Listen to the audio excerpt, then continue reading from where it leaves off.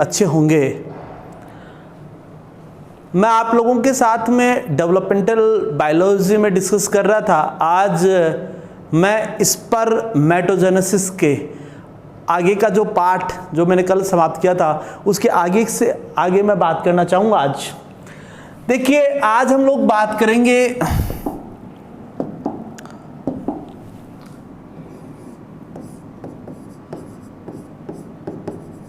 Structure of sperm. देखिए, अगर structure of sperm की बात करें तो हम स्पर्म को 4 पार्ट में डिवाइड करके पढ़ते हैं। स्पर्म के हम कितने पार्ट बनाते हैं? 4 पार्ट। एक पार्ट हम इसका बनाते हैं हेड, जिसको आप लोग कहते हैं शीर्ष भाग। एक भाग हम लोग बनाएंगे इसका नेक,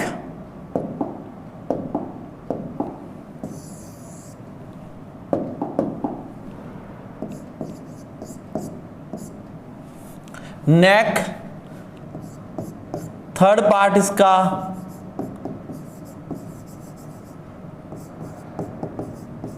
मिडिल पीस, और एक पार्ट इसका बनाते हैं टेल, या जिसको फ्लैजिला भी कहते हैं।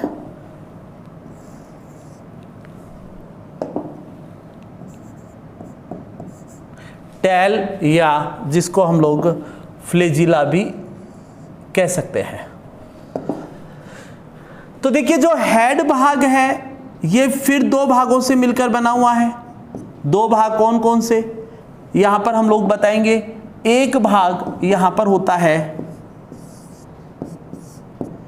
एक्रोसोम,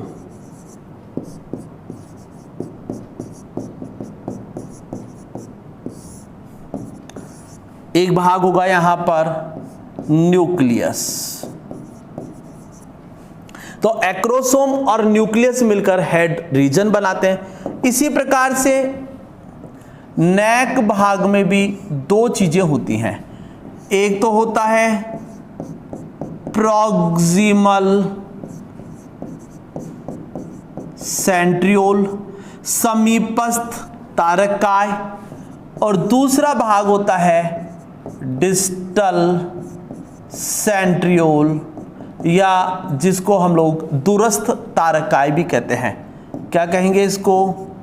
दूरस्थ तारकाय, जबकि ये क्या कहलाता है यहां पर? समीपस्थ तारकाय कहलाता है। मिडिल पीस जो है ये स्पर्म का एनर्जी चैम्बर होता है। ये यहां पर स्पर्म का जो है ये स्पर्म का एनर्जी चैम्बर है, ऊर्जा कक्ष है।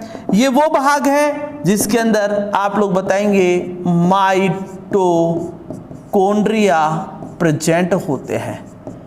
ये वाला जो भाग है ये आप लोग क्या बताएंगे, इसमें क्या प्रेजेंट होते हैं? माइटोकॉन्ड्रिया प्रेजेंट होते हैं। तो मिडिल पीस जो है ये एक्चुअली में स्पर्म का एनर्जी चैम्बर है, ये ऊर्जा कक्ष कहलाता है। इसमें माइटोकॉन्ड्रिया जो है वो स्पाइरल क्रम में प्रेजेंट होते हैं, जिनके बारे में आगे हम लोग डिस्कस करेंगे। फिर हम लोग बात करें यहां पर टेल या फ्लैजिला को भी 2 पार्ट में डिवाइड करते हैं। एक होता है मेन पीस, एक भाग जो कहलाएगा वो कहलाएगा एंड पीस। तो एक तो मुख्य भाग और एक भाग हो गया अंतिम भाग। तो किसी भी शुक्राणु की संरचना का अध्ययन 4 भागों में करते हैं, हेड, नेक, मिडिल पीस और टेल और फ्लैजिला। जो हेड भाग है consist of 2 part, acrosome and nucleus. Neck also divide into 2 part, proximal centriole and distal centriole. ये जो प्रॉक्सिमल सेंट्रियोल है ये आगे चलकर हम लोग यहां पर याद रख सकते हैं, ये आगे चलकर क्लीवेज में भाग लेगा। ये विदलन के लिए उत्तरदायी है, ये सेल विभाजन, सेल डिवीजन के लिए उत्तरदायी है। जबकि डिस्टल सेंट्रियोल जो है ये टेल या फ्लैजिला के फॉर्मेशन में भाग लेगा, फॉर्मेशन ऑफ टेल या फ्लैजिला। ये टेल या फ्लैजिलम के फॉर्मेशन के अंदर भाग लेगा। ये इसका मुख्य कार्य है। परीक्षा में सवाल पूछा जाता है कि टेल या फ्लैजिला का निर्माण किससे होता है, आपका आंसर आना चाहिए distal centriole. Middle piece energy chamber है, इसमें माइटोकॉन्ड्रिया स्पाइरल क्रम में व्यवस्थित रहते हैं। टेल या flagella also divide into two parts, one of the main piece and another part called as end piece। Difference क्या है दोनों में? मेन पीस के अंदर साइटोप्लाज्म कंटेंट लिटिल अमाउंट के अंदर प्रेजेंट है, टिनी अमाउंट में प्रेजेंट है। लिटिल भी क्या कहें, टिनी अमाउंट कह सकते हैं। एंड पीस के अंदर साइटोप्लाज्म एब्सेंट होता है। आगे डिस्कस करेंगे इनके स्ट्रक्चर्स के समय। अगली स्लाइड पर बात करते हैं। यहां पर हम एक्रोसोम के स्ट्रक्चर की, ये पूरा का पूरा जो स्पर्म है, स्पर्म के स्ट्रक्चर की बात करते हैं। इसका इलेक्ट्रॉन माइक्रोस्कोपिक डायग्राम ड्रॉ करते हैं। उस स्ट्रक्चर से आपको सारी चीजें सामने आपके आएंगी।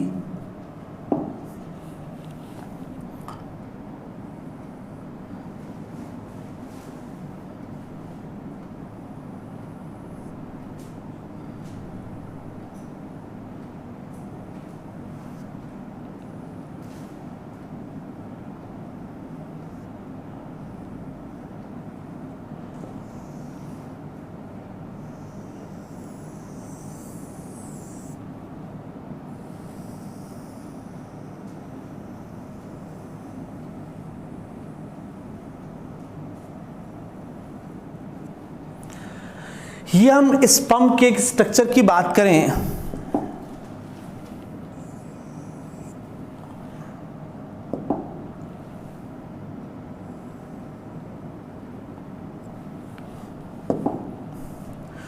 तो यहां पर हम लोग देखते हैं इसके एंटीरियर रीजन पर यहां पर एक्रोसोम प्रेजेंट होता है। यहां पर यदि हम लोग देखें तो यहां पर क्या प्रेजेंट है, ये यहां पर इसके एक्रोसोम प्रेजेंट है। और इस एक्रोसोम के अंदर हाइड्रोलाइटिक या हाइड्रोलेजेज या प्रोटियोलाइटिक एंजाइम्स प्रेजेंट होते हैं। यहां पर यदि आप लोग देखें तो ये न्यूक्लियस प्रेजेंट है।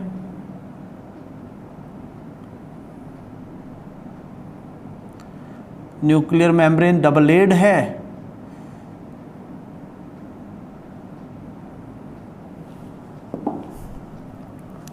और इसके अंदर स्पेशली रूप से यदि आप लोग देखें तो यहाँ पर ये डीएनए प्रेजेंट होता है। और डीएनए के साथ में यहाँ पर कुछ विशेष प्रकार की प्रोटीन, जो कि प्रोटामीन्स प्रोटीन है, वो इसके अंदर प्रेजेंट है। और फिर हम लोग देखें ये यहाँ पर समीपस्थ तारकाय, ये यहाँ पर दूरस्थ तारकाय, यानी कि प्रोक्सिमल सेंट्रियोल। एक हो गया आपका डिस्टल सेंट्रियोल।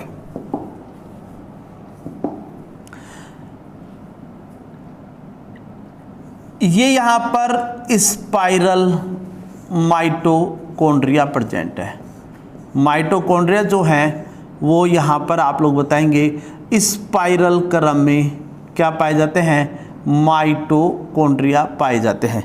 माइटोकॉन्ड्रिया जो है वो आप लोग यहाँ पर बताएंगे माइटोकॉन्ड्रिया स्पाइरल क्रम में व्यवस्थित रहते हैं।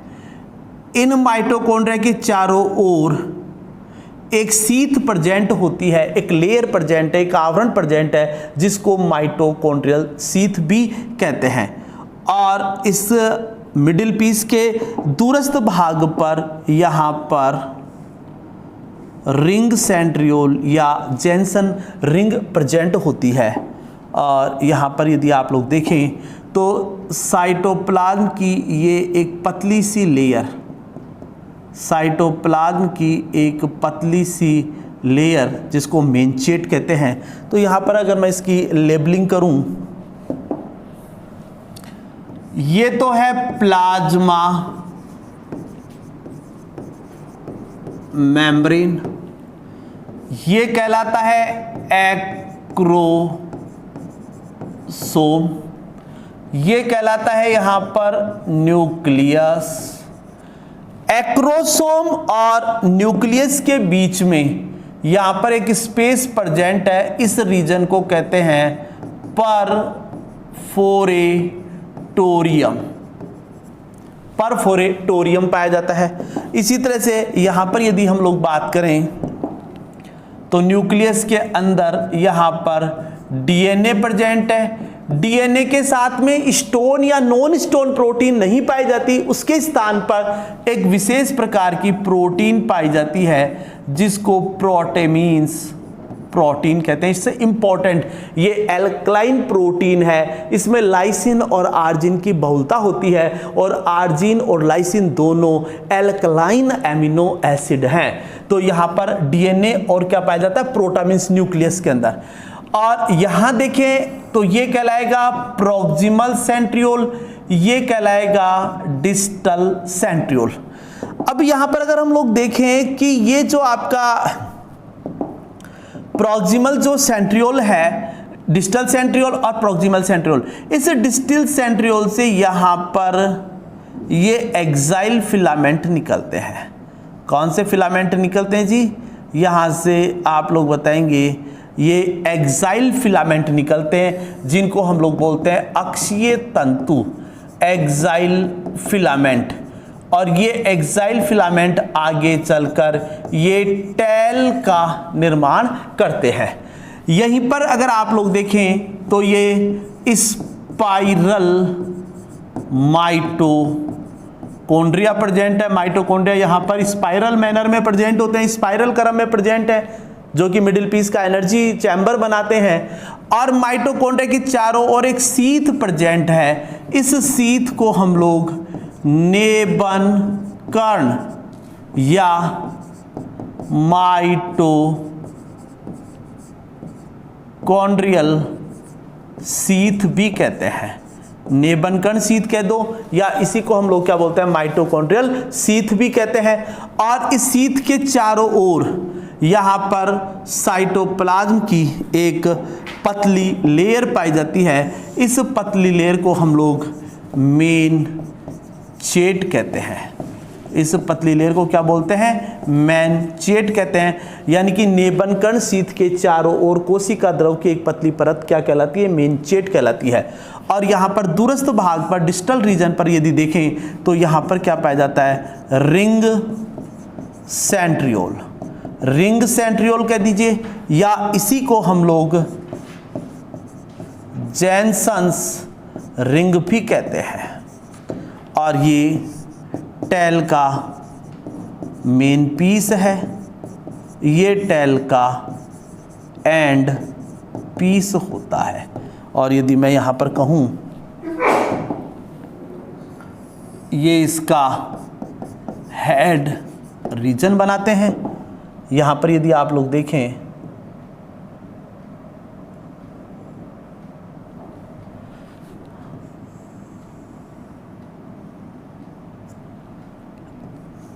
ये नेक भाग, ये मिडिल पीस भाग और उसके आगे का सारा भाग जो है वो क्या कहलाएगा, टेल भाग कहलाता है।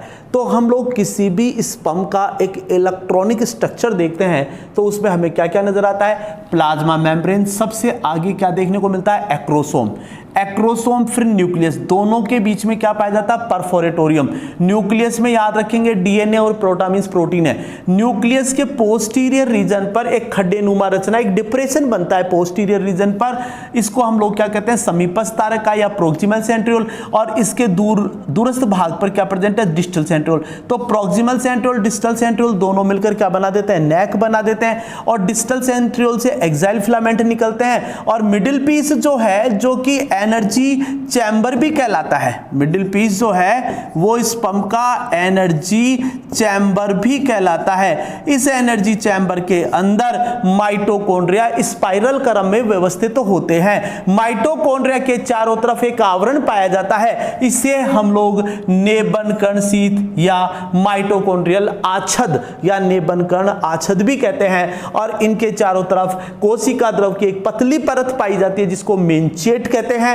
और मिडिल पीस के दूरस्थ भाग पर रिंग सेंट्रियोल या जेनसन रिंग पाई जाती है। रिंग सेंट्रियोल या जेनसन रिंग का क्या फंक्शन है, ये रिंग जो है ये माइटोकॉन्ड्रिया भाग को मिडिल पीस से टेल भाग में गिरने से रोकती है।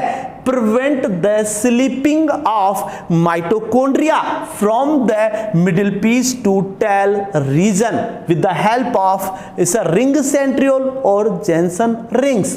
और इसी तरह से टेल के अंदर हम लोग मेन पीस और एंड पीस दो भागों की बात करते हैं। और यहां पर आप लोग बता सकते हैं कि भाई यहां ये साइटोप्लाज्म,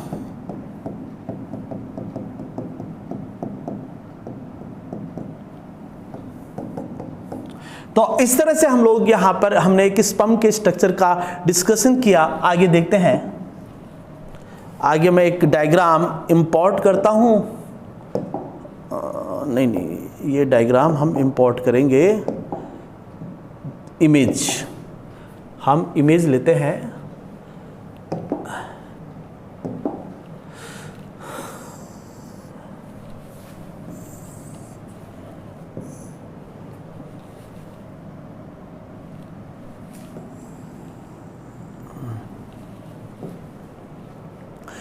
देखिए स्टूडेंट्स,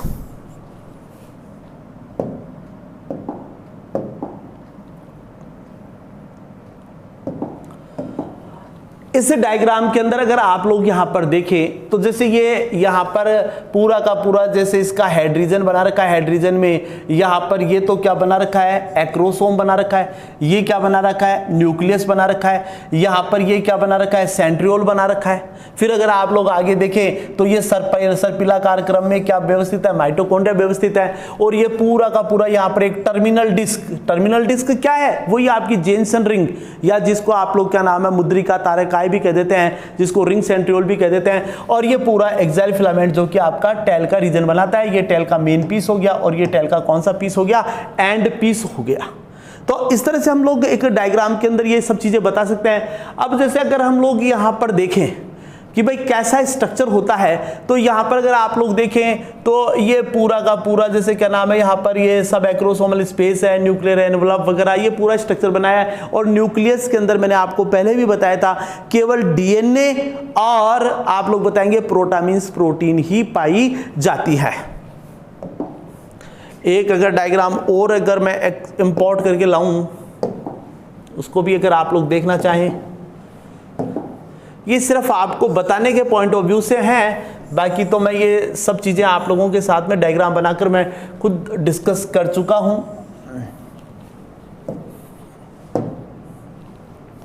तो इस डायग्राम में भी यही है, इस डायग्राम में भी क्या बना रखा है, अगर आप लोग यहां पर देखें तो ये आपका एक्रोसोम, ये अगर आप लोग देखें तो क्या बना रखा है, न्यूक्लियस बना रखा है। ये वाला जो पार्ट है वो नेक का पार्ट जो होगा उसमें क्या होंगे आपके सेंट्रियोल, और ये सारे के सारे स्पाइरल माइटोकॉन्ड्रियन है। और ये पूरा का पूरा टेल का रीजन है। और चूंकि आपको पता है स्पर्म यूनिसेल्युलर होता है, यूनिसेल्युलर है, एक प्रकार की हैप्लॉइड सेल है। क्यों? क्योंकि इसके न्यूक्लियस के अंदर मेल के केवल haploid set of chromosome he present होते हैं। ये मेल का जीनोम भी कहलाता है।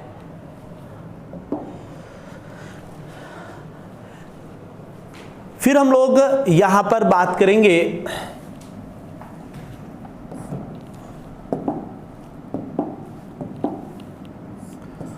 फॉर्मेशन